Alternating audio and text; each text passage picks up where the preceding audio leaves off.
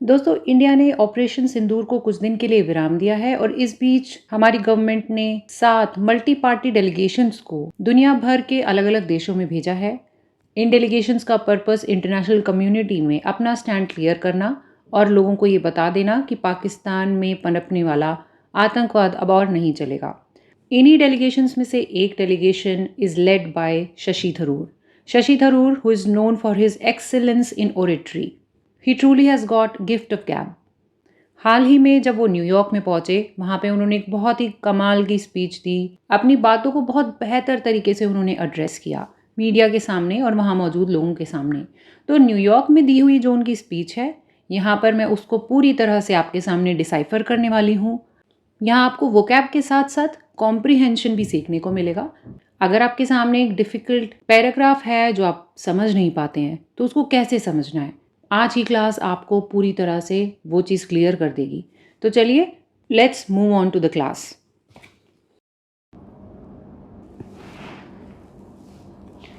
First of all, thank you all for being here.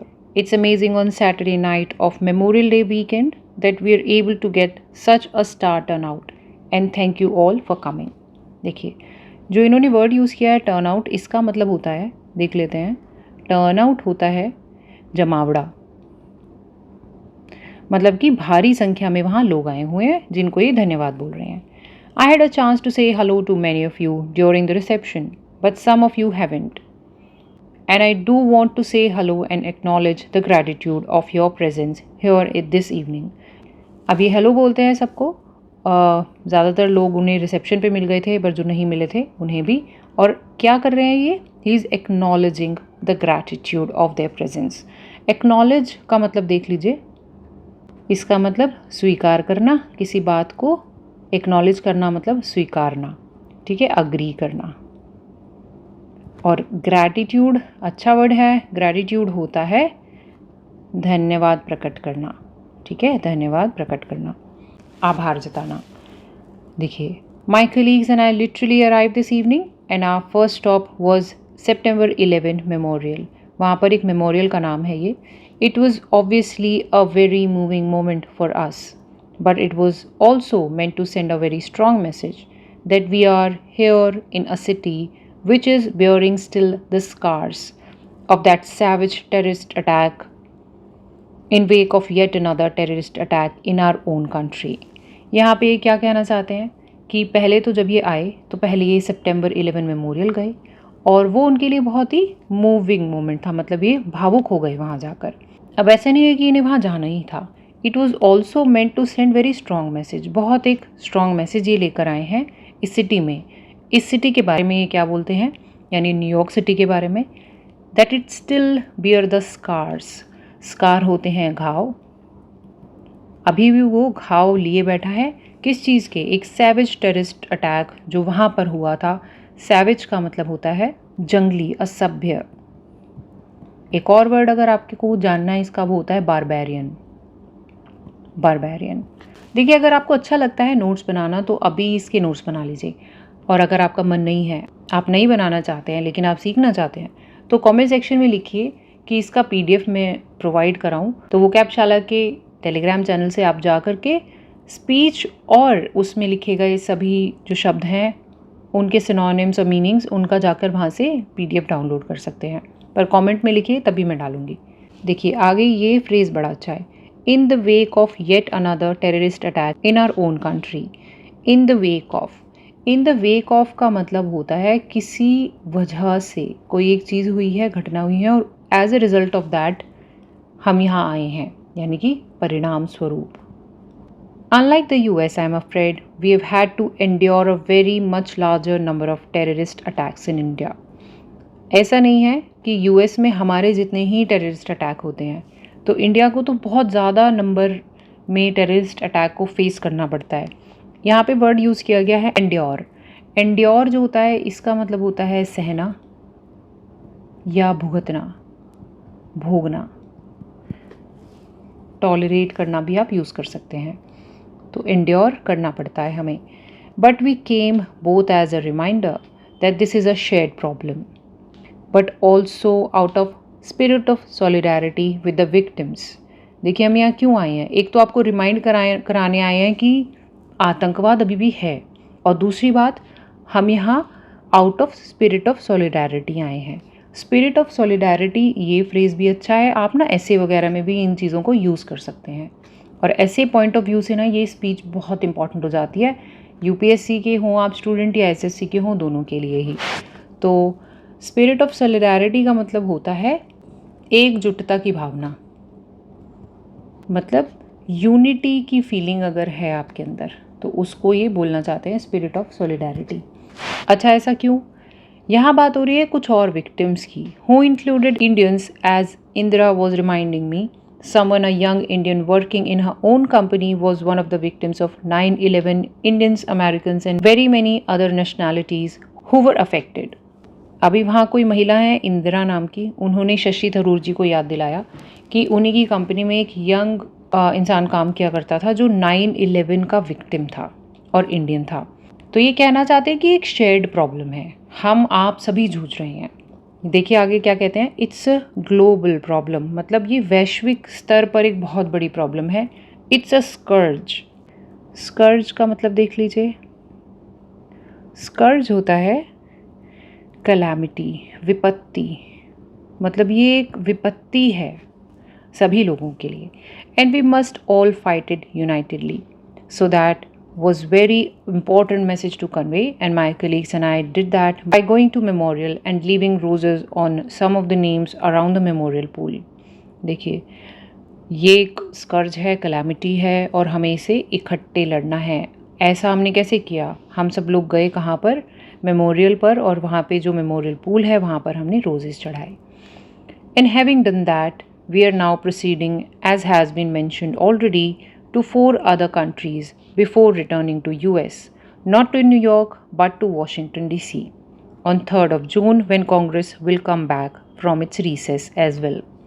अब ये कहना चाहते हैं कि अब हम यहाँ हैं और इसके बाद हमें और 4 कंट्रीज़ में जाना है, जैसे कि मेंशन किया जा चुका है, और वापस से फिर हम यूएस आएंगे, लेकिन न्यूयॉर्क नहीं बल्कि वॉशिंगटन डीसी में, जब तक कांग्रेस जो है वो अपनी रिसेस से वापस आ जाएगी। So our idea is very much to speak cross section of public and political opinion in each of the country. अब हमारा क्या है आइडिया, हम जाएंगे हर जगह बात करेंगे पब्लिक और पॉलिटिकल ओपिनियन की इस मामले में। यहाँ लिखा है क्रॉस सेक्शन।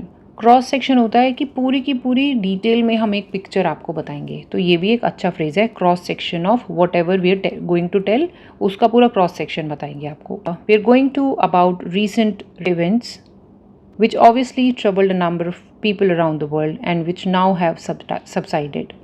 वे वॉर की बात कर रहे हैं, तो जो भी हुआ उससे काफ़ी लोग परेशान हुए, लेकिन अब वहाँ पर जो भी स्थिति है वो सबसाइड हो चुकी है। अब ये वर्ड देख लीजिए, सबसाइड होता है सेटल डाउन हो जाना, डिक्रीज़ हो जाना, ठीक है, डिक्रीज़ हो जाना। आगे कहते हैं there is a reasonable amount of calm that's reigning on the border between India and Pakistan.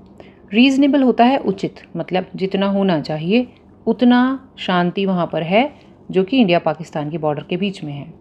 But the fundamental underlying problem remains, यहाँ ये कहना चाहते हैं फंडामेंटल अंडरलाइंग प्रॉब्लम, मतलब इस सारी घटना के नीचे, अंडरलाइंग नीचे जो दिक्कत है, मौलिक आधार पर जो दिक्कत है, फंडामेंटल होता है मौलिक आधार पर, मतलब उसके नीचे कोई वजह नहीं है, मूल रूप से जो वजह है वो यही है। And it's important that we try to enlarge your understanding of our thinking and our concerns about what's going on. अब ये कहते हैं कि ये बहुत ज़रूरी है कि हम आपकी अंडरस्टैंडिंग को एनलार्ज करें। एनलार्ज का मतलब क्या है, ये तो बड़ा अजीब सा लग रहा होगा सुनने में। एनलार्ज होता है बढ़ाना, यानी कि एनहांस करना। यहाँ किस रूप में यूज़ किया गया है, मतलब कि जितनी आपकी अंडरस्टैंडिंग इस टॉपिक को लेकर है, हम चाहते हैं उसमें और थोड़ा ऐड ऑन करें। क्या ऐड ऑन करें, जो हम सोचते हैं, जो हमारे कंसर्न्स हैं, जो भी हो रहा है उस पर। So it's for us an opportunity. अब ये इस चीज़ को एक मौका बताते हैं कि हमें मौका मिला है आप लोगों से ये सब कुछ शेयर करने का। We will be in every country meeting members of executive, members of legislature, meeting think tankers and influential foreign policy experts. अब ये कहते हैं कि हम हर कंट्री में जाएंगे, वहाँ एग्जीक्यूटिव और लेजिस्लेचर यानी कि विधायिका और कार्यपालिका के लोगों से मिलेंगे, फिर थिंक टैंकर्स से मिलेंगे। थिंक टैंकर कौन होते हैं? जो पॉलिसी मेकर्स होते हैं ना, उनके जो सहायक होते हैं, उनको आप थिंक टैंकर्स कह सकते हैं। जैसे कि हमारे देश में नीति आयोग का काम है ना, वो थिंक टैंक का ही है। और किन से मिलेंगे? इन्फ्लुएंशियल फॉरेन पॉलिसी एक्सपर्ट से। फॉरेन पॉलिसी एक्सपर्ट आप समझ गए ना, जो फॉरेन पॉलिसी के एक्सपर्ट हैं, मतलब जो इंटरनेशनल रिलेशन का बहुत अच्छा ज्ञान रखते हैं। अच्छा, वर्ड यूज़ किया है इन्फ्लुएंशियल। इन्फ्लुएंशियल का मतलब होता है प्रभावशाली। प्रभावशाली लोगों से मिलने जा रहे हैं। And at the same time interacting with media and public opinion in every one of these places. हम वहाँ जाएंगे, मीडिया से भी मिलेंगे। ठीक है। We are on our way to Guyana tonight, where Independence Day celebrations are about to take place, and will be seeing the President and the Foreign Minister and members of Parliament there. And we carry on similar program in these other countries. अब ये Guyana का बता रहे हैं कि वहाँ पे independence day चालू है और वहाँ हम प्रेसिडेंट से, फॉरेन मिनिस्टर से, एमपी से मिलेंगे और इसी तरह के प्रोग्राम हम बाकी कंट्रीज़ में भी करेंगे। आगे देखते हैं। अब ये मुद्दे पे आने वाले हैं। विनय हैड आस्क्ड मी टू से a few words about what happened. By way of context, I think you're all aware that India has tried to be focused on very different narrative from some of our neighbors. विनय इनके कोई colleague हैं जिन्होंने कहा है कि अब आप कुछ मुद्दे पे बात करें, कुछ बातें बताएं जो एक्चुअली हुई हैं। यहाँ ये कहते हैं आप अवेयर ही हैं कि इंडिया का जो फोकस है वो पूरी तरह से जो उसके नेबर हैं वो कुछ अलग ही नैरेटिव सेट करने की कोशिश कर रही हैं। देखिए, नैरेटिव का मतलब क्या होता है? ये अच्छा शब्द है, बहुत बार इस स्पीच में इन्होंने यूज़ किया है। नैरेटिव होता है अपनी कहानी को अपने तरीके से सामने रखना, यानी कि एक कथा को सामने रखना एक पर्टिकुलर वे में, जो हमारा खुद का नैरेटिव कहलाता है। Our focus for some year now has been on being world's fastest growing free market democracy. हमारा जो फोकस है वो पूरी तरह से एक चीज़ पे है कि हमें विश्व की सबसे तेज़ी से ग्रो करने वाली फ्री मार्केट डेमोक्रेसी बनना है। फ्री मार्केट क्या? जहाँ पे ट्रेड आसानी से हो सके, है ना। फास्टेस्ट ग्रोइंग, जो तेज़ी से ग्रो कर रही है। डेमोक्रेसी आप जानते हैं, है ना, लोकतंत्र। Attempting to focus on the development of our economy, are high emphasis on technology and technological growth and pulling large number of people from below the poverty line. हमारा फोकस क्या है? हम डेवलपमेंट चाहते हैं अपनी इकोनॉमी की। हमारा high emphasis technology और टेक्नोलॉजिकल ग्रोथ पर लगा है। एम्फेसिस का क्या मतलब है? एम्फेसिस होता है जोर या फिर बल। ठीक है, हमारा पूरा फोर्स एक चीज़ पे लगा हुआ है कि हम ग्रोथ करेंगे टेक्नोलॉजी के रूप में, और साथ ही साथ जो हमारे देश के गरीब लोग हैं उन्हें बीपीएल से बाहर लाएंगे into the 21st century, but into the world. सिर्फ 21st सेंचुरी में ही नहीं, but into the world and opportunities that the 21st century offers. दुनिया में बाहर निकालना है हमें लोगों को, और 21वीं शताब्दी जो उन्हें दे सकती है अपॉर्चुनिटीज़, मौके, वो दे, हम ये चाहते हैं। बहुत अच्छी बातें इन्होंने करी है वहाँ पे। अभी देखिए ये मुद्दे पे आने वाले हैं, and that's going to be very emotional. तो तैयार हो जाइए उस चीज़ के लिए। And perhaps in that process we had allowed our self in some way to be complacent. यहाँ ये कह रहे हैं कि हम तरक्की में लग गए हैं और हम थोड़ा सा ना संतुष्ट हो गए हैं। संतुष्ट, आगे ये थोड़ा सा करेक्ट करेंगे इस बात को। कंप्लेसेंट का मतलब होता है संतुष्ट हो जाना, कि हाँ हम जो कर रहे हैं, हम उस जो स्पीड हमारी चल रही है वो अच्छा है, हम संतुष्ट हैं अपनी जो भी हम चीज़ कर रहे हैं उससे। अभी कहते हैं कंप्लेसेंट में be to unkind a word, but we had not perhaps braced ourselves sufficiently for the malign influences in our neighborhood that did not want that story to that narrative to be told in an uninterrupted manner. ये बहुत अच्छा sentence है। Complacent को ये थोड़ा सा unkind बता रहे हैं, इन्होंने यूज़ तो किया है लेकिन कहते हैं कि वो थोड़ा सा ना अनकाइंड हो जाएगा। अनकाइंड मतलब निर्दयी हो जाएगा। इसके लिए एक अच्छा वर्ड है रूथलेस। रूथलेस, थोड़ा सा निर्दयी हो जाएगा वो शब्द। और यहाँ वो करेक्ट करते हैं अपने आप को और कहते हैं कि शायद we have not braced our self. Brace का क्या मतलब होता है? ब्रेस होता है हमने खुद को तैयार नहीं किया है एक बुरी स्थिति के लिए। एक कुछ बुरा हो जाएगा हमारे साथ, हम उस चीज़ के लिए तैयार ही नहीं थे। हम तो आराम से अपना काम करने लगे थे, हमें क्या पता था आतंकवादी आकर के इस तरह करेंगे। हालांकि ऐसा है नहीं। इंडिया ने जो लड़ाई लड़ी है ना, बता दिया है कि हम आराम से नहीं बैठे थे, हम पीछे पीछे उस चीज़ के लिए भी तैयार थे। बट येस, हमारा लॉस बहुत बहुत बड़ा हुआ है कि सिविलियंस को अपनी जान गंवानी पड़ी है। देखिए क्या कहते हैं आगे ये, braced ourselves sufficiently for malign influences in our neighbourhood, यानी कि हमने तैयार नहीं किया है मलाइन इन्फ्लुएंसेस के लिए। मलाइन पहले भी देख चुके हैं इस चैनल पर, अगर आप हैं तो जानते होंगे, होता है दुष्ट, ईविल, इस तरह के इन्फ्लुएंस। इन्फ्लुएंस क्या है? प्रभाव, दुष्ट प्रभाव जो आसपास से या जो इफ़ेक्ट आसपास से पड़ रहे हैं उसके लिए हम तैयार नहीं थे। That did not want that the story to that narrative to be told in an uninterrupted manner. जो कहानी ऊपर बोल रहे थे ना कि हम टेक्नोलॉजी डेवलपमेंट चाहते हैं वगैरह वगैरह, तो वो हम सुनाए निरंतर रूप से। अनइंटरप्टेड होता है निरंतर, निरंतर रूप से हम वो बात बताते रहें, कॉन्टिन्यूस मैनर में बताते रहें। वो लोग ऐसा नहीं चाहते, वो हमें रोकना चाहते हैं। We had been seeing in Jammu and Kashmir, which as you know has for a long time been coveted by our neighbors on the other side, Pakistan. यहाँ ये कहते हैं कि हमने देखा है और आप लोग भी ये बात जानते हैं कि जो पाकिस्तान है वो जम्मू और कश्मीर की आकांक्षा रखता है। कोवेटेड का मतलब होता है किसी चीज़ को चाहना, प्राप्त करने की कोशिश करना। डिज़ायर है उनके मन में कि JNK तो उन्हीं का हो जाए, है ना। दे डिज़ायर टू हैव JNK। तो आप सभी ये लोग जानते हैं और बहुत लंबे समय से हम ये चीज़ देख रहे हैं। We had been seeing not just peace but increasing prosperity. अच्छा, अब जम्मू कश्मीर की बात हो रही है तो ये कहते हैं कि हमने सिर्फ वहाँ पे शांति ही नहीं ऑब्जर्व करी है कुछ सालों से, हमने देखा है वहाँ समृद्धि भी हो रही है। तो समृद्धि जो शब्द है ना, वो इसके लिए, प्रोस्पेरिटी के लिए समृद्धि का इस्तेमाल होता है। Okay, in fact Vinay gave me this wonderful nugget that the number of tourists in Kashmir last year was double the number of tourists in Aspen, Colorado. अब ये कहते हैं कि जो विनय हैं इनके कलीग, उन्होंने इन्हें एक बहुत अच्छा नगेट दिया है।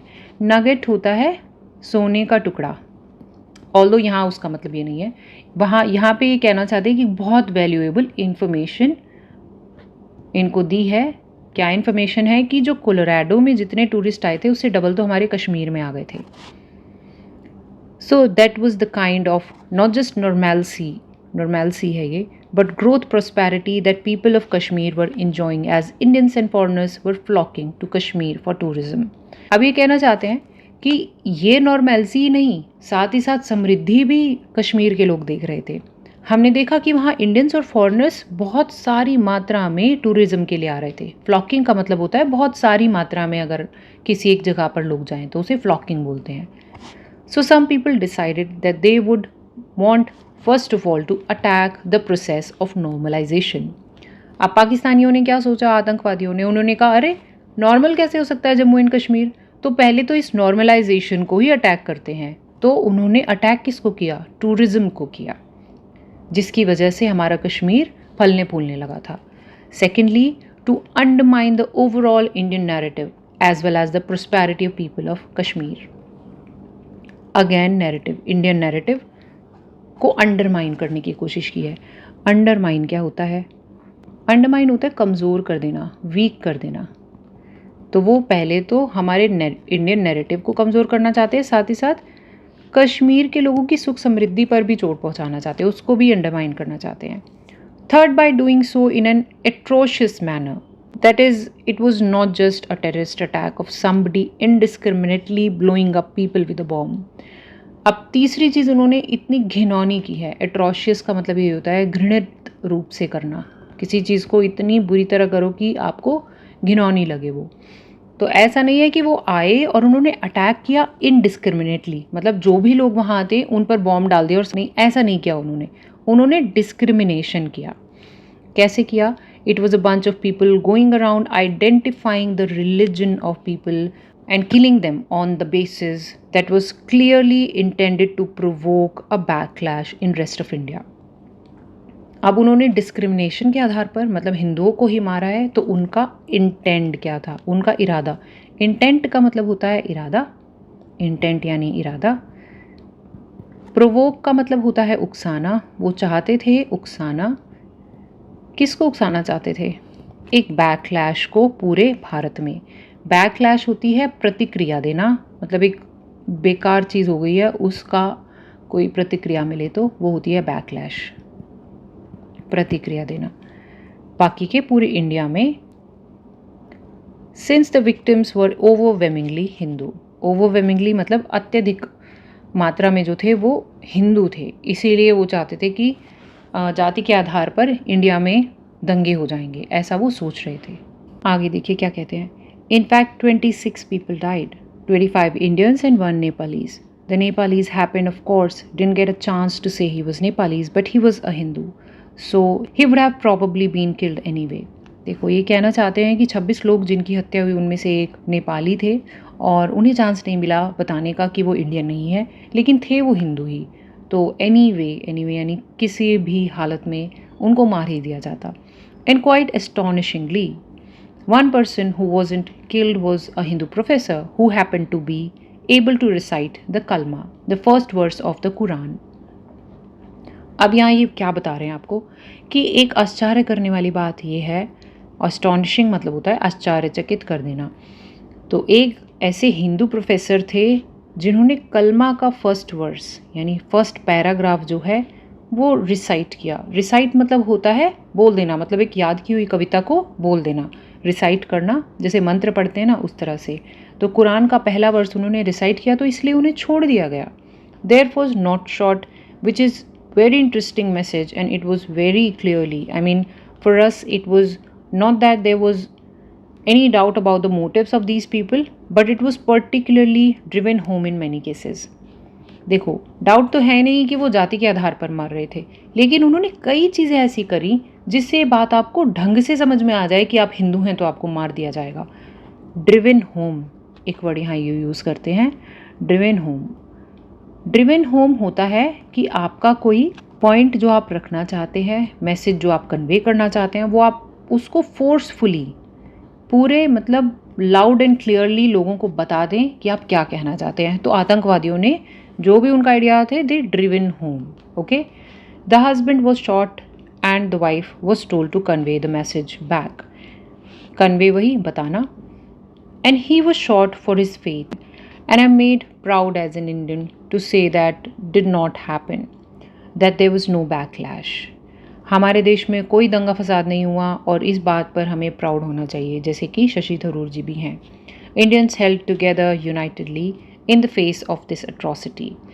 इतना घिनौना काम हो गया लेकिन फिर भी हम भारतीय लोग जो हैं वो एकजुटता के साथ खड़े हैं। The Kashmiris who are overwhelmingly Muslim, as you know, were not just completely distraught by what happened, but they were नहीं होना चाहिए यहाँ पे, there was public rejection for this.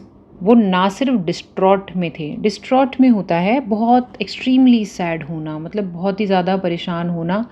Kashmiri जो लोग थे मुस्लिम्स वहाँ के, वो बहुत डिस्ट्रॉट में थे और ना सिर्फ डिस्ट्रॉट में थे, उन्होंने इस चीज़ का पब्लिक रिजेक्शन किया। The next day the entire state down its shutter. पूरी जो मार्केट वगैरह थी वहाँ की बंद थी, डाउन इट्स शटर्स। देयर वॉज a public observance of support and solidarity for the victims. Observance क्या होता है कि किसी एक प्रथा का पालन करना, क्योंकि वो सपोर्ट देना चाहते थे विक्टिम्स को और अपनी एकजुटता दिखाना चाहते, तो उन्होंने सारी मार्केट वगैरह को बंद किया। तो वो उस रूप में उन्होंने पब्लिक ऑब्जर्वेंस की प्रथा का पालन किया। The state assembly as well all shades of public opinion. तो ना सिर्फ वहाँ की पब्लिक ऐसा कर रहे थे, स्टेट असेंबली ने भी किया। One of the victims, I should have added, was a Kashmiri Muslim pony operator who attempted not just to save the lives of his customers, but to snatch the Kalashnikov from one of the killers. तो जो ये मुस्लिम pony driver थे जिनकी हत्या की गई, उनको क्यों मार दिया गया? क्योंकि वो अपने कस्टमर्स को बचाने की कोशिश कर रहे थे, और ना सिर्फ बचाने की कोशिश कर रहे थे, जो आतंकवादी के हाथ में जो मशीन गन थी ना, उसको वो स्नैच कर रहे थे, मतलब उन्होंने छीनने की कोशिश की थी। कैलाशनिकोव एक मशीन गन है जो रशिया में बनती है, तो उसका यहाँ पे नाम लिया इन्होंने। And it was turned against him. तो वो कैलाशनिकोव जो है उन्होंने छीनने की कोशिश करी और उन्हीं को वहाँ पे मार दिया गया। But others, I mean I had a victim from my own state who was a 61-year-old man who was walking in the meadow with his youngest daughter and her twin son age 6 when they shot him. देखो, एक व्यक्ति हैं जो केरला से हैं जिनको मार दिया गया यहाँ पे, तो वो उनके बारे में बता रहे हैं। He was walking in the meadow. Meadow होता है घास का मैदान,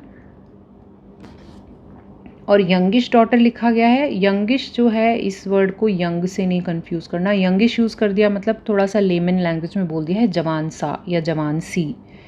तो जवान सी बेटी उनकी या जवान सा बेटा, कुछ भी बोल सकते हैं आप। और उनके ट्विन बच्चे जो थे वहाँ पर थे और उनको मार दिया गया।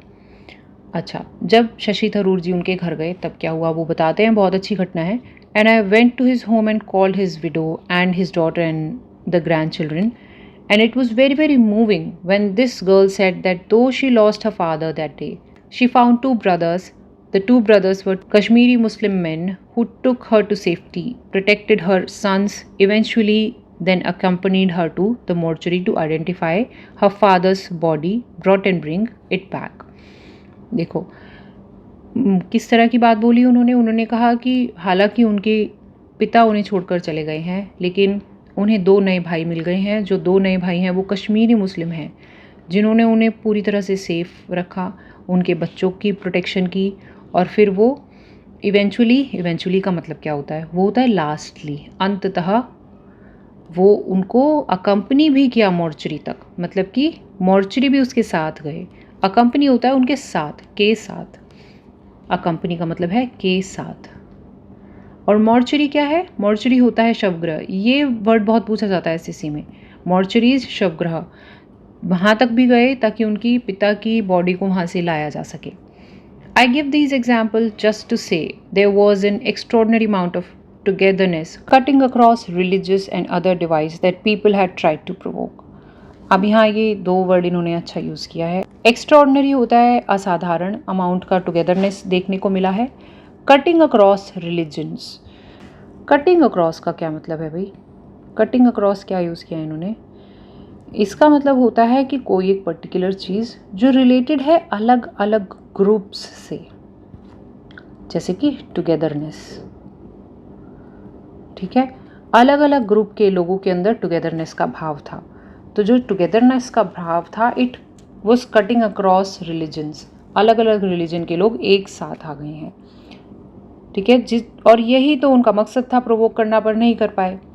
But the message was very clear that there was a malign intent that I have just spelled out for you. देखिए यहाँ पर 4 शब्द और हैं। मलाइन हमने देख लिया, दुष्ट यानी इविल। इंटेंट हम देख चुके हैं ऑलरेडी, ये भी इरादा। और स्पेल्ड आउट होता है, स्पेल्ड आउट का मतलब है कि पूरी डिटेल में इन्होंने डिस्क्राइब किया in detail, described in detail. अच्छा, and India sadly had no reason to doubt where it came from, because within 1 hour of this atrocity a group called the Resistance Front had claimed credit. The Resistance Front was known for some years to be a frontal organization of banned prescribed LET, which is on US designated terror list and the UN Sanction Committee. यहाँ देखिए क्या बोल रहे हैं। Sadly India को ज़्यादा wait नहीं करना पड़ा कि किया किसने, क्योंकि एक ही घंटे के अंदर TRF नाम की एक ऑर्गेनाइजेशन है, उन्होंने क्लेम कर लिया कि हमने किया है, दावा कर दिया। क्लेम माने दावा। अच्छा, ये जो TRF है ये बताते हैं कि LET का ही एक पार्ट है। और LET क्या है? लश्कर-ए-तैयबा, जो US डेजिग्नेटेड टेरर लिस्ट में लिखी गई है, पदांकित है। डेजिग्नेटेड होता है, रेफ़र किया गया है, नाम लिखा गया है बाकायदा डेजिग्नेटेड टेरर लिस्ट के अंदर। और सैंक्शंस, वैसे तो UN सैंक्शन कमेटी का नाम है, लेकिन सैंक्शन शब्द जो है उसका मतलब होता है बैन करना या प्रतिबंध लगाना।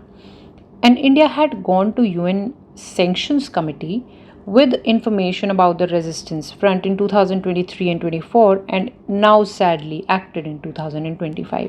तो भारत यूनाइटेड नेशन की जो सैंक्शन कमेटी है उनके पास ऑलरेडी जा चुके हैं कि TRF को भी इंक्लूड कर लीजिए, उसको भी बैन कर दीजिए। 2023 में हम गए, 24 में हम गए, और 25 में देखिए उन्होंने क्या कर दिया। They repeated their claim the next day until the course of condemnation I think woke their handlers up to the danger as represented and they deleted their claim on the 3rd day.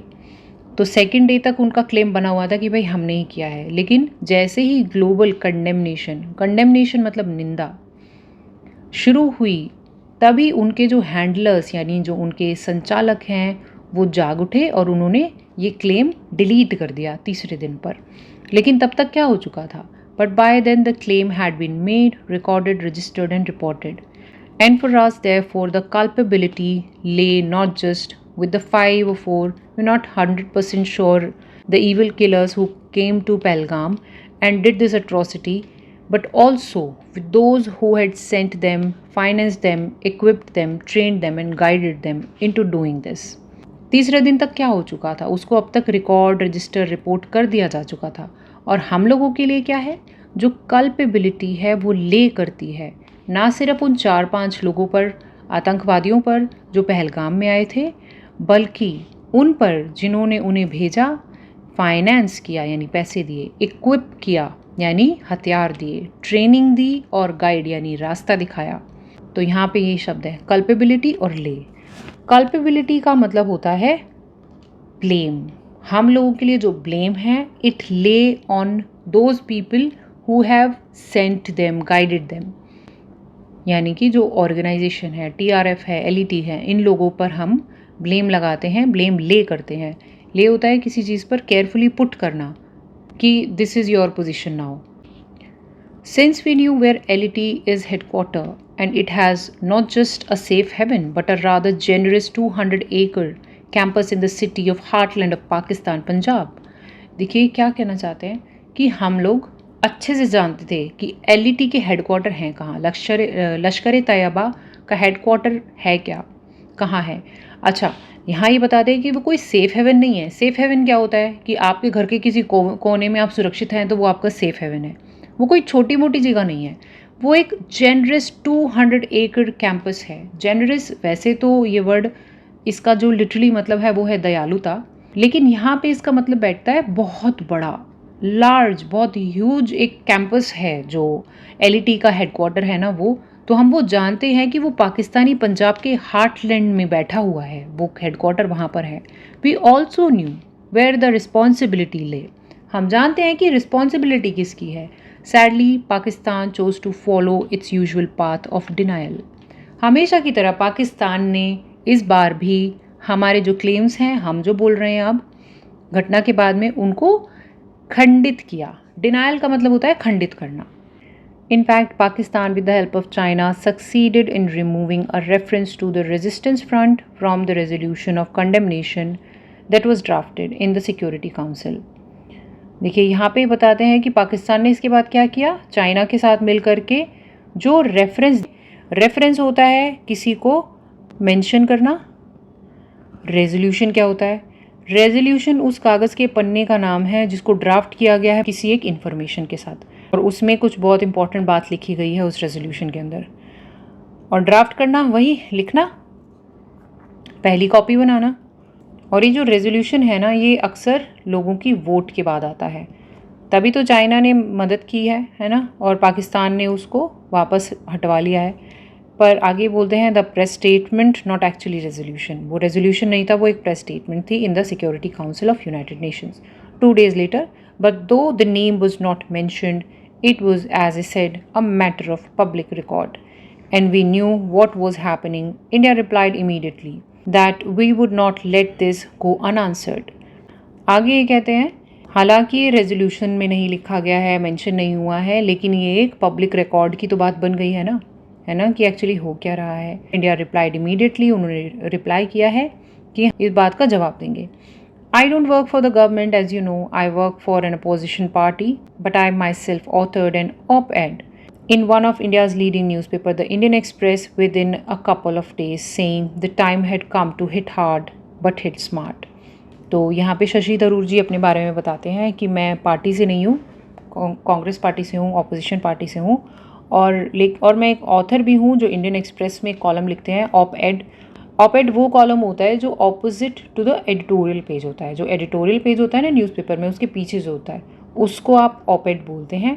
तो वहाँ पर ये column में लिखते हैं शशि थरूर जी, और उन्होंने अब की बार लिखा था कि hit hard but hit smart. Hard भी और स्मार्ट भी प्ले करना पड़ेगा। And I am pleased to say that's exactly what India did. और उन्हें बहुत अच्छा लग रहा है कहते हुए कि एग्जैक्टली इंडिया ने वही किया, हिट हार्ड भी किया और हिट स्मार्ट भी किया। अब बात शुरू हो जाती है वॉर की। At 1:05 in the morning, a time chosen deliberately to avoid any risk of too many civilians wandering about or any collateral damage, very precise and calibrated strikes took place on 9 specific known terrorist bases, headquarters and launch pads. Deliberately का मतलब होता है जानबूझकर, या फिर आप कह सकते हैं प्री प्लान्ड हो जो चीज़, उसे प्री प्लान्ड है। ऐसा समय इसलिए चूज़ किया गया ताकि बहुत से सिविलियंस वॉन्डर ना कर रहे हो। वॉन्डरिंग मतलब भटकना, यानी सड़कों पे ना हो, और कोई कोलैटरल डैमेज ना हो। कोलैटरल डैमेज का मतलब है कि सिविलियंस को कोई नुकसान ना पहुँचे, मतलब जो पाकिस्तानी सिविलियंस हैं उनका भी ख्याल हमारे आर्म्ड फोर्सेस ने रखा। Very precise and calibrated. देखिए, प्रिसाइज का मतलब होता है सटीक, और कैलिब्रेटेड होता है पहले जांच परख के कोई चीज़ करना। जांचा हुआ अगर कोई काम कर रहे हैं तो वो होता है कैलिब्रेटेड, यानी कि मार्क करके रखा हुआ है। मार्क करके मतलब नक्शे के अंदर मार्क करा था टारगेट, और यहीं पर जा कर के उन्होंने मिसाइल मारी है। Calibrated strikes took place on 9 specific terrorist bases, headquarters and launch pads. Launch pad क्या होता है? लॉन्च पैड एक ऐसी जगह है जहाँ से मिसाइल को, रॉकेट्स को लॉन्च किया जाता है।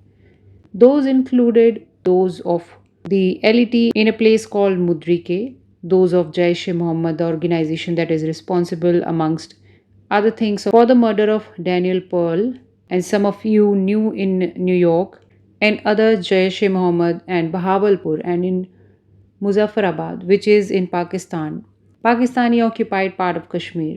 There were no less than 3 different terror organizations which had their bases there. जिसमें से हैं, names are not properly written here, Harkatul Ansar and Harkatul Mujahideen. Others, and so India sent a clear message, number 1, that it was not going to take terror lying down. देखिए, यहाँ पर इन्होंने सारी चीज़ें गिना दी हैं कि मुद्रिके में अटैक किया है इन्होंने, फिर इन्होंने बहावलपुर में, मुजफ्फराबाद में किया है, पीओके के अंदर किए हैं, जहाँ पर पीओके के अंदर 3 टेरर ऑर्गेनाइजेशन हैं जो काम करती हैं, जिनका नाम भी उन्होंने यहाँ पे मेंशन किया था। तो इंडिया का यहाँ सिर्फ एक क्लियर मैसेज भेजना था। तो उनमें से क्या क्या थी चीज़ें? सबसे पहले तो शशि थरूर जी कहते हैं कि it was not going to take terror lying down. यहाँ पर अब जो आराम से टेररिस्ट जी रहे हैं ना, वो नहीं हो सकता। It would answer, but equally, that by delivering very precise, calculated, calibrated strike on very specific targets. हम अब आंसर करेंगे इक्वल में डिलीवर करेंगे बिल्कुल प्रिसाइज यानी सटीक तरीके से, कैलकुलेट की हुई, कैलिब्रेट की हुई strikes. It was also sending a message that this was not meant to be the opening salvo in a protracted war, but just an act of retribution that we were prepared to stop with that act. ये वाली line बहुत अच्छी इन्होंने बोली है। देखिए क्या कहना चाहते हैं कि हमने एक और ये संदेश भी भेजा है दुनिया को कि ये कोई सैल्वो ओपन नहीं कर दिया था हमने। सैल्वो क्या है? सैल्वो है कि अंधाधुंध तरीके से गोलीबारी शुरू कर देना। सैल्वो एक अच्छा वर्ड है, बहुत अलग वर्ड है, और ये केवल शशि थरूर ही बोल सकते हैं, इस तरह का वर्ड है। एकदम सडनली या एकदम विग्रस तरीके से कोई एक्ट एक के बाद एक शुरू हो जाए और होते जाए तो उसको सैल्वो कहते हैं। तो यहाँ पे सैल्वो इन अ प्रोट्रैक्टेड वॉर। प्रोट्रैक्टेड का क्या मतलब है? प्रोट्रैक्टेड है प्रोलॉन्ग, मतलब कि काफ़ी लंबी चलने वाली। ऐसा हमारा कोई प्लान नहीं था, हमें बस स्ट्राइक्स करने थे और वापस आ जाना था। Just an act of retribution. Retribution क्या है? हम बस एक पनिशमेंट दे रहे थे, जो क्राइम उन्होंने किया उसका पनिशमेंट उन्हें मिला। तो कोई वॉर नहीं छेड़ी थी हमने, हम रेट्रीब्यूशन का एक एक्ट कर रहे थे।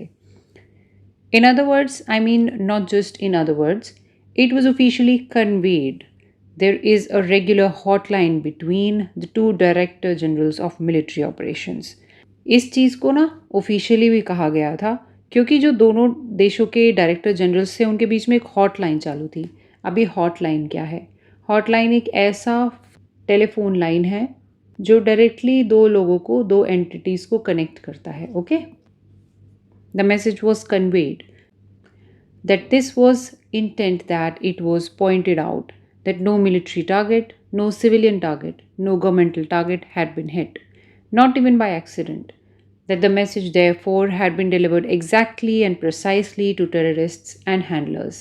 देखिए यहाँ क्या बोल रहे हैं कि हमने ना कोई मिलिट्री टारगेट, ना ही कोई सिविलियन टारगेट, ना ही गवर्नमेंट टारगेट को नॉट इवन बाय एक्सीडेंट मतलब गलती से भी उनको टारगेट नहीं किया है, बिल्कुल सटीक तरीके से सिर्फ और सिर्फ टेररिस्ट और उनके संचालकों को ही टारगेट किया है। आगे देखिए, and nonetheless Pakistan chose to respond I am sorry to say with indiscriminate shelling across the border. The very first day and night, which sadly killed 19 civilians and injured grievously 59 others. Nonetheless का मतलब जान लो पहले तो, nonetheless होता है इसके बावजूद भी, मतलब हम इतने सिस्टमैटिक वे में चल रहे थे, लेकिन देखो पाकिस्तान ने क्या बदतमीज़ी की। उन्होंने इतना प्रिसाइज हम लोगों का एक्ट देखने के बाद भी क्या किया, इनडिस्क्रिमिनेट तरीके से शेलिंग शुरू कर दी, मतलब बिना भेदभाव के सबको मार डालो, जो भी बॉर्डर के एरिया में उनके ऊपर शेलिंग शुरू कर दी उन्होंने पहले दिन और पहली रात पर, जिसकी वजह से 9 सिविलियन मारे गए और 59 सिविलियंस को गहरी इंजरी हुई। ग्रीवियसली होता है बहुत सीवियर, बहुत सीरियस इंजरी हुई, including Carmelite nuns in convent, 6 worshipping in Gurdwara, and other who happened to be simply in the line of fire because they lived in district adjoining the Pakistani border. यहाँ पे 2-3 word हैं, देखो Carmelite ये जो है ना, ये church से कुछ रिलेटेड है। फिर कॉन्वेंट क्या होता है, कॉन्वेंट वो जगह होती है जहाँ पे नन्स रहती हैं। Adjoining, district adjoining Pakistani border मतलब उससे साथ लगे हुए, एडजॉइनिंग यानी साथ लगे हुए, ठीक है। यहाँ पे वो बता रहे हैं कि क्या क्या हमें झेलना पड़ा उस शेलिंग की वजह से। When this happened, India had no choice but to retaliate in kind. Retaliate होता है बदले की कार्रवाई करना। In kind क्या है? In kind मतलब in the same way. The matters got worse the next day as the Pakistanis followed up artillery shelling with a serious invasion of drones and missiles. Invasion होता है घुसपैठ करना, तो पाकिस्तानियों ने क्या किया, ड्रोन्स और मिसाइल से इन्वेजन यानी घुसपैठी शुरू कर दी। India's air defenses were able to hold them off, but in turn, India returned the compliment. देखिए 2-3 अलग अलग फ्रेजेस अच्छे यूज़ किए हैं इसी एक ही सेंटेंस में। इंडिया के डिफेंस सिस्टम्स जो थे वो इस काबिल थे कि इस सब को होल्ड ऑफ कर सकें। होल्ड ऑफ का क्या मतलब होता है, यानी रेजिस्ट कर सके, अटैकर्स को चैलेंज कर सके। होल्ड ऑफ माने रेजिस्ट करना यानी रोकना। बट इन टर्न क्या है, अब ऐसा नहीं है कि सिर्फ होल्ड ऑफ ही किया, बट इन टर्न यूज़ ही इसलिए किया गया, जो पहला सेंटेंस है ना, सिर्फ इतना ही नहीं उसके ऊपर भी कुछ, सिर्फ इतना ही नहीं उसके एक्स्ट्रा भी इंडिया ने कुछ किया। India return the compliment. Return the compliment use होता है कि आप रेसिप्रोकेट कर रहे हैं सेम तरीके से, आप रीपे कर रहे हैं सामने वाले इंसान को इन द सेम वे जैसे कि उसने किया था। तो हमने ना सिर्फ उनकी शेलिंग्स को रोका, उनके इन्वेजन को रोका, हमने उसी तरह से उनको भी मात दी अपने ड्रोन्स और मिसाइल्स के ज़रिए। तो रिटर्न द कॉम्प्लीमेंट, ये काफ़ी अच्छा है। And on the night of 9th-10th May, India hit 11 Pakistani military targets, including a rather well-known airbase that's just 1.5 kilometers away from military headquarters of Pakistan in Rawalpindi. 9 और 10 मई को हमने 11 Pakistani military targets को hit किया, जिसमें शामिल था a rather well known airbase. A rather होता है काफ़ी, काफ़ी ये फ्रेज़ भी अच्छा है। अ रादर यानी काफ़ी उनका वेल नोन एक एयरबेस था जिसे हमने उड़ा डाला। यहाँ पे देखिए नेक्स्ट सेंटेंस यहाँ शुरू होता है, the following morning our director general military operations got a call from the Pakistani Director General Military Operations saying they'd like to stop this. उनका फ़ोन आया और उन्होंने रुकने को कहा। And we said, we've been saying all along. हम शुरुआत से ही बात कह रहे हैं। All along का क्या मतलब है? All along का मतलब है from the beginning. हम शुरू से यही कह रहे हैं कि रुक जाओ, है ना। आगे देखिए बताएंगे क्या बातें हुई। We didn't want to start anything. हम कुछ शुरू ही नहीं करना चाहते थे। We were just sending a message of terrorists. You started, we replied. If you stop, we'll stop. And they stopped. इतना आप समझ रहे हैं क्या बातें हो रही है। There was an 88-hour war. 88 घंटे वॉर चली। We look back on that with a great deal of frustration. मतलब वो थी तो frustrate करने वाली बात, because it needn't have happened at all. Lives have been lost. ऐसा होना तो नहीं चाहिए था. But at the same time, we look back on this experience with a steely and renewed sense of determination. साथ ही साथ हमें एक बात पर और गर्व है, क्योंकि हमारा जो दृढ़ता है वो स्टीली का क्या मतलब है? स्टीली एक बहुत अलग सा शब्द इन्होंने इस्तेमाल कर लिया आपकी बार. स्टीली होता है स्ट्रॉन्ग, डिटर्मिन्ड, मतलब बहुत दृढ़ हमने दिखा दिया पूरी दुनिया को कि हमारी दृढ़ता का क्या लेवल है. This is now got to be a new normal. अभी तक हमारा क्या था कि हम अटैक नहीं करेंगे, हम कोई भी लॉज को ब्रीच नहीं करेंगे, लेकिन अब हमारा बदल गया. आप सामने से जैसा करेंगे आपको वैसा ही जवाब मिलेगा. No one sitting in Pakistan is going to be allowed to believe that they can just walk across the border and kill our citizens with impunity. क्या बोला इन्होंने यहाँ पे कि पाकिस्तान में बैठे हुए लोग इस बात को नहीं सोचकर बैठ सकते कि आप बॉर्डर पार करेंगे, हमारे सिटीजन्स को मारेंगे और आपको सज़ा भी नहीं मिलेगी. विद इम्प्यूनिटी मतलब सज़ा से मुक्ति. आप एक गुनाह करके निकल गए हैं और आपको सज़ा भी नहीं मिलेगी. आप तो ये सोच रहे हैं कि ऐसा होगा, लेकिन अब ऐसा नहीं होगा. ये वाला फ्रेज़ बहुत अच्छा है, आप अपने एसेज वगैरह में यूज़ कर सकते हैं इसे. There will be a price to pay and that price has been going up systematically. I will just take you briefly through what happened. अभी इन्होंने नया शुरू किया बताना कि पाकिस्तान और इंडिया के बीच में एक्चुअली इतनी टेंशन एलिवेट हुई कैसे, और ये 2015 से बात शुरू करेंगे. You may remember in 2015, well, you may not remember because this is our problem, not yours. But in 2015, in January, there was an attack on Indian Air Base, a place called Pathankot. 2015 का इन्होंने बताया कि पठानकोट पे attack हुआ. And our Prime Minister had just made a goodwill visit to Pakistan the previous month on the 25th December. He had attended the birthday celebration of Pakistan Prime Minister Nawaz Sharif, whose granddaughter's wedding was on the same day. He had given gifts, so when this happened, he was so astonished that he actually called Pakistani Prime Minister and said, "Why don't you join the investigation?" आप समझ रहे हैं ना क्या बातें हो रही हैं कि 2015 में क्या हुआ, जनवरी में उन्होंने अटैक किया पठानकोट पर, लेकिन उससे एक ही महीना पहले हमारे प्राइम मिनिस्टर नरेंद्र मोदी जी गए थे नवाज शरीफ के बर्थडे पे 25 दिसंबर को, जिस दिन उनकी पोती की शादी भी थी, और उन्होंने गिफ्ट्स भी एक्सचेंज किए थे. तो जब ये अटैक हुआ ना तो हमारे पीएम बहुत एस्टॉनिश्ड थे, इतने कि उन्होंने डायरेक्टली पीएम को ही कॉल कर दिया, पाकिस्तानी पीएम को, और बोला कि आप इन्वेस्टिगेशन ज्वाइन कर लीजिए. Let's solve who is doing it. देखते हैं कौन करता है. And the Pakistani, you can imagine the horror of Indian military establishment at this idea that Pakistani investigators are going to come to an Indian air base. मतलब उनके मन में जो दहशत थी वो आप समझ सकते हैं जब ये बात हुई कि पाकिस्तानी यहाँ आएंगे इन्वेस्टिगेशन करने के लिए. But they came and they went back to Pakistan and said, "Oh, the Indian did it to themselves." तो उन्होंने ये हरकत कर दी, आके बोला कि ये तो खुद ही कर रहे हैं. आगे देखिए क्या बोलते हैं ये. That was the last straw. The last straw SSC का फेवरेट. लास्ट ड्रॉ वो आखिरी हरकत, वो आखिरी एक्ट जिसके बाद आपका पेशेंस टूट जाता है, आपका सब्र का बांध टूट जाता है, वो होता है the last straw. I mean it was just that we already gone through the horrors of 2008 in Mumbai when 170 people had been killed and Pakistani denials at the time were laid bare, not just by the fact that we caught one of the terrorists alive and his identity, his address, his family, etc. were identified in Pakistan.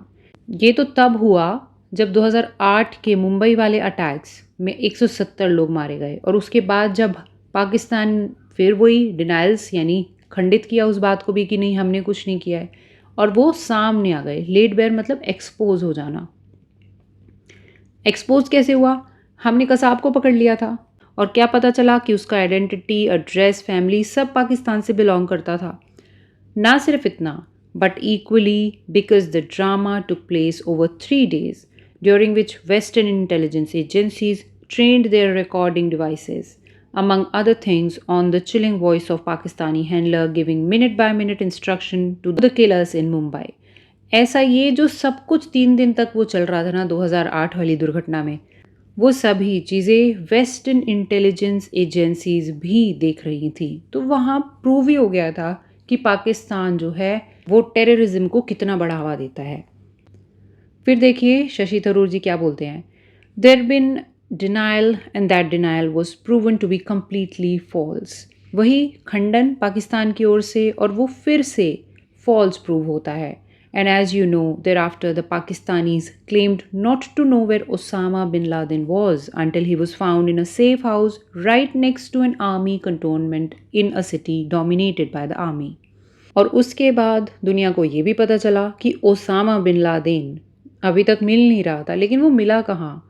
Army cantonment area जी, पाकिस्तान का। वहाँ पे एक safe house में वो रह रहा था।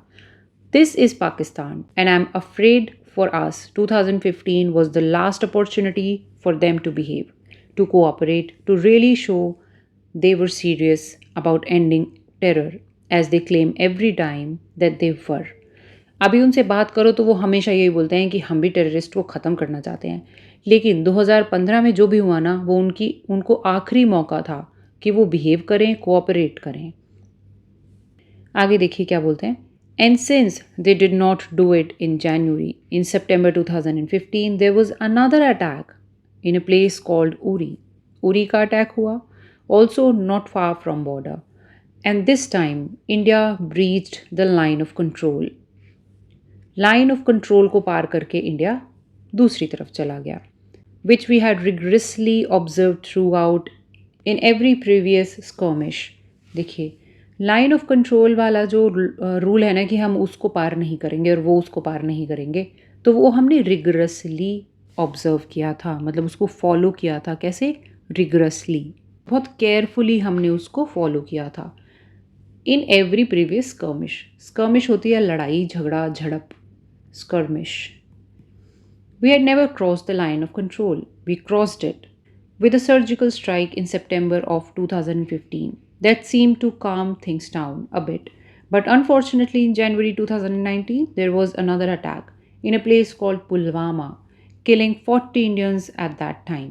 इसके बाद वो पुलवामा अटैक के बारे में बताते हैं जो 2019 में हुआ था। And then India responded, not just by breaching the line of control, but also breaching the international border and striking with our Air Force a non-terror training camp in a place called Balakot. तभी बालाकोट नाम की जगह पर terror training camp हुआ करता था। India ने वहाँ स्ट्राइक किया था और इस बार ना सिर्फ LOC को ब्रीच किया, इंटरनेशनल बॉर्डर को भी हमने ब्रीच किया। Now we have not just cross the LOC, we also cross the international border. We have hit Pakistan in the heartland and we have done so, as I say, only to send a message about terror. तब भी हमने terror के खिलाफ ही ये सब कुछ किया था। We are not interested and we still remain absolutely clear that we are not interested in warfare with Pakistan. Warfare मानी किसी भी प्रकार का युद्ध, अलग अलग प्रकार के युद्ध हैं, तो कोई भी प्रकार का युद्ध हम पाकिस्तान के साथ नहीं चाहते थे। यहाँ देखिए क्या बहुत अच्छी बातें ये शुरू करेंगे। We would much rather be left alone to grow our economy and pull our people into the world, that they're getting ready for the 21st century. Would much rather, ये फ्रेज़ का मतलब जानिए क्या होता है। ये होता है कि आप चाहते हैं कि ये चीज़ ना होकर हमारे साथ ये हो, टेररिज्म ना हो, लड़ाई झगड़े ना हो, वॉर ना हो, और हम ग्रोथ पर ध्यान दें। We would much rather be left alone to grow our economy, ताकि हमारे लोग जो हैं वो आने वाले समय के लिए तैयार हो पाएँ। We have no desire to have anything that the Pakistani have. Sadly, we may be a status quo power. They're not. They are revisionist power. ये दो वर्ड्स देखिए, status quo power and revisionist power. Status quo का अपने आप में मतलब होता है जो existing condition है ना, वही बनी रहे तो होता है status quo. अब यहाँ पे कहने का क्या मतलब था? स्टेटस को पावर कहने का मतलब ये है कि हम एक ऐसा देश हैं जो आज के समय में जो सोशल स्ट्रक्चर, जो सोशल फैब्रिक है इस दुनिया का, इस विश्व का, उसके साथ मिलकर चलता है, उससे अलाइन करता है। लेकिन पाकिस्तान ऐसा नहीं है। पाकिस्तान एक रिविजनिस्ट पावर है। अब रिविजनिस्ट पावर एक ऐसा देश होता है जो एग्जिस्टिंग ऑर्डर जो है ना दुनिया का, कि अलग अलग देशों के ये बॉर्डर्स होंगे, इस तरह उनका मैरीटाइम एरिया होगा, वो सबको वो मानते नहीं हैं। वो सोचते हैं उनको रिवाइज कर दें। वो सोचते हैं कि हमें ये एरिया भी मिल जाए, हमें जम्मू कश्मीर भी मिल जाए, हम यहाँ भी कब्जा कर लें। तो वो स्टेटस को पावर नहीं है, वो इंटरनेशनल लॉज को, उनकी बाउंड्रीज को नहीं मान रहे हैं, वो उनको बदल देना चाहते हैं।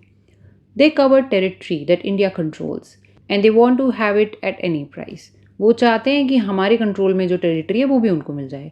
And if they can't get it through conventional means they are willing to get it through terrorism. ये तो उनका शुरू से ही है, वो कन्वेंशनल मीन्स के द्वारा तो पा नहीं सकते, तो वो सोचते हैं आतंकवाद के थ्रू ही मिल जाए। कन्वेंशनल मीन्स का यहाँ पे क्या मतलब है? मतलब कि जो ट्रेडिशनली, पारंपरिक तरीके से जो चीज़ें चली आ रही हैं, मतलब बैठकर बातचीत करें और जम्मू कश्मीर जी थाली में सजाकर उन्हें दे दें, ऐसा तो हो नहीं सकता। कन्वेंशनल मीन्स से तो वो ले नहीं सकते, तो वो सोचते हैं टेररिज्म के थ्रू ही ले लेते हैं। क्या कहते हैं आगे? That is not acceptable to us and that's really the message that we are here to give all of you in this country and elsewhere. और यही मैसेज है जो हम आपको यहाँ पर देने आए हैं। We are determined now that there is got to be a new bottom line to this.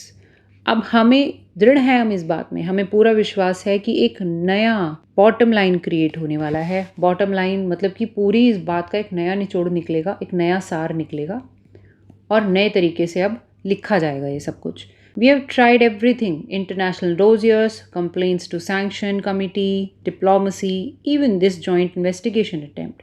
Everything has been tried. Pakistan has remained in denial. मतलब हमने क्या क्या किया है? हमने इंटरनेशनल डोजियर्स, उनका रास्ता अपनाया। डोजियर होता है कोई दस्तावेज। हमने complaints to sanction committee, sanctions माने बैन करी जो कमिटी, वो। डिप्लोमेसी, डिप्लोमेसी क्या होता है? कूटनीति, यानी कि कोई ऐसी एक्टिविटी जो अलग अलग कंट्रीज़ के बीच में रिलेशन जो है उनको मैनेज करे बातचीत के थ्रू, उसे डिप्लोमेसी कहेंगे, कूटनीति कहेंगे। अभी जो जॉइंट इन्वेस्टिगेशन चल रहा है वो भी इसी चीज़ में, इसी लाइन में एक अटेम्प्ट है। Pakistan has remained in denial, वही खंडित करता है हर बात को वो। There has been absolutely no conviction, no serious criminal prosecution, no attempt to dismantle the terror infrastructure in the country. क्या बोल रहे हैं कि पाकिस्तान की तरफ से कोई कन्विक्शन हमने कभी नहीं देखा। कन्विक्शन यानी दोष सिद्धि। दोष सिद्धि मतलब उन्होंने कभी किसी को बताया ही नहीं कि भाई ये वाला टेररिस्ट अटैक जो है ये इस बंदे ने किया, इसे उठा कर ले जाओ। कोई कन्विक्शन नहीं हुआ। नो सीरियस क्रिमिनल प्रोसिक्यूशन मतलब कभी किसी पे चार्ज भी नहीं लगाया। क्रिमिनल प्रोसिक्यूशन, प्रोसिक्यूशन होता है किसी को चार्ज करना क्राइम के लिए, कि उस पर ये आरोप लगाया जाए कि ये फलाना क्राइम उसने किया है। No attempt to dismantle the terror infrastructure. Dismantle होता है टुकड़े टुकड़े कर देना, किसी चीज़ के टुकड़े टुकड़े कर देना। तो ऐसा भी नहीं किया कभी भी कि जो वहाँ पे टेररिज्म का इंफ्रास्ट्रक्चर है उसी को ही डिसमेंटल करने का कोई कोशिश तो करे, वो भी उन्होंने नहीं किया। इंफ्रास्ट्रक्चर आप समझते हैं, उनकी बिल्डिंग वगैरह, जो भी उनके सेफ हेवन्स हैं बड़े बड़े, उन्होंने जो एम्पायर स्टेट खड़े करे हुए थे, जो अब की बार भारत ने मार गिराया है जिनको, उनको भी डिसमेंटल वो नहीं कर रहे हैं। And the persistence of safe havens, safe havens आप जान गए ना, उनका परसिस्टेंस, परसिस्टेंस का मतलब है कि वो अभी भी बने हुए हैं, प्रेजेंटली भी वो वहाँ पर हैं ही चीज़ें।